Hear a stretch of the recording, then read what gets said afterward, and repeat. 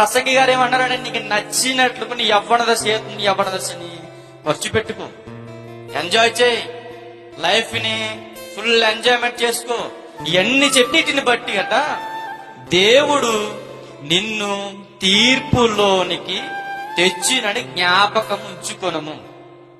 అంటే యవ్వన దశ చేస్తున్నప్పుడు యవ్వన దశలోని మనకి నచ్చినట్లుగా బ్రతికేస్తే దేవుడు చూడకుండా ఉంటాడా అంటే చూస్తాడట. అంటే ఇప్పుడు యవ్వన దశలో ఉన్నటువంటి యవ్వన ప్రాయంలో ఉన్న వారికే కాదు, ప్రతి దశలో ఉన్న వారిని కూడా దేవుడు ఏం చేస్తాడు చెప్పనా, పరలోకం నుంచి మనం చూస్తున్నాడు.